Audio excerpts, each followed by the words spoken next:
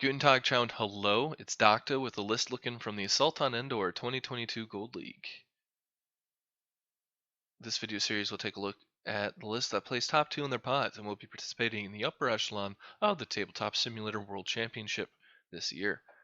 We have Skycake here, who was in pod 7 with first place finish, 23 tournament points from 3 wins, with a Separatist fleet led by a Kraken, the Separatist Kraken. One of 8 Separatist fleets, one of 3 Kraken fleets,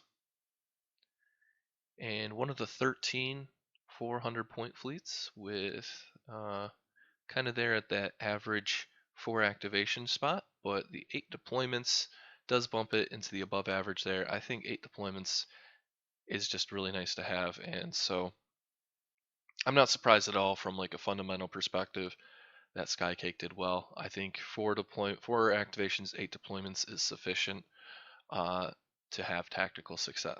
Deployments are just very important, I think. I personally struggle with low deployment lists, so I think it's a good chassis. Let's check it out.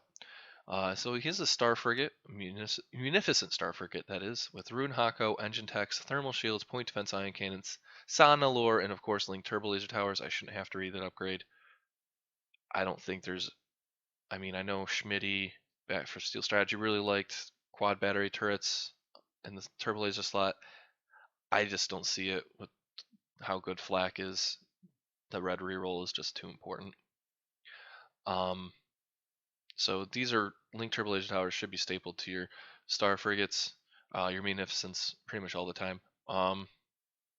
Next up, we have the Recusant Light Destroyer, Shu Mai, Ordnance Experts, Reserve Hangar Deck, Assault Proton Torpedoes, Swivel-Mount Batteries, and Patriot Fist.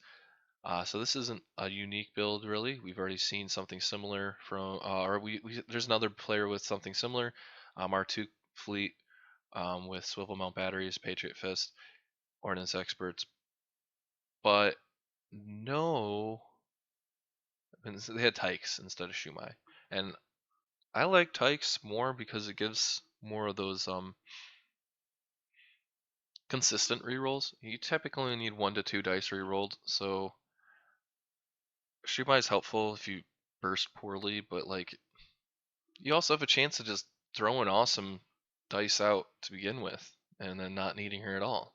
So I like Tykes here, but he's got Tykes elsewhere. He's got Tykes right here with flight controllers on a Gozanti. And then he's got another Gozanti with Hondo Ohnaka and MS-1 ion cannons. I think MS-1 ion cannons is pretty troll. I don't think it's terribly necessary, but it at least gives something for Kraken to turn the blue die to. Yeah, so Gozanti's pushing Squadrons. It looks like. Let's see what Squadrons they're bringing. 4 Hyena bombers and 5 Vulture droids. So I think that's pretty interesting. Kind of that odd number amount, but I mean you have reserve hangar deck to kind of even things out on the Patriot Fist. So overall, I think this is a fun fleet. I think it's an interesting mix of squads and ships for Kraken. I think the Star Frigate's probably going to be bringing or dialing up squad commands while at speed 2. Throw some of those Hyena bombers in there while the Gozanti throws Vultures in at the defending flag fighter screen. So what can we see from this fleet here in terms of objectives? That's a great question. Ion Storm, probably it. Volatile Deposits, probably it. So that's the red and the blue. And I say those because they have payoff for Kraken's ability. And the yellow, that's a good question. Asteroid Tactics, I would imagine. Since, probably want some help in the squad game. So those worms getting in there, helping things out. Should be good.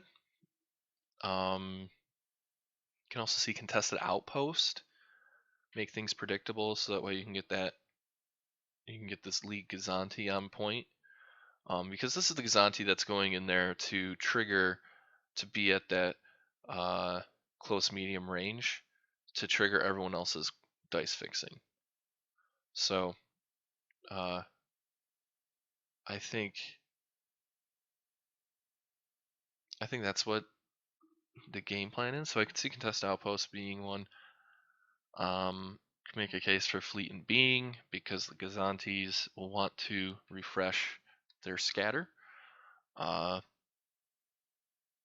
I think this is a fun list. I'd personally probably struggle to fly it with its kind of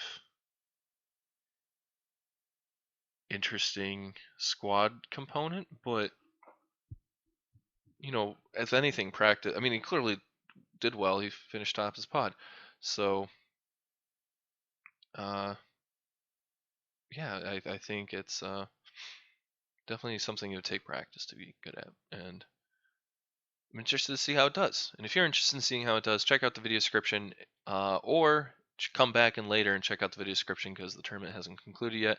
I'll be updating the video once the tournament concludes in November. So thank you for watching this list. Looking for the other videos, check out the playlist that should be on your screen. And if it's not, like I got tired, lazy, whatever, go to my channel, find the other videos in the playlist there. Thank you for watching.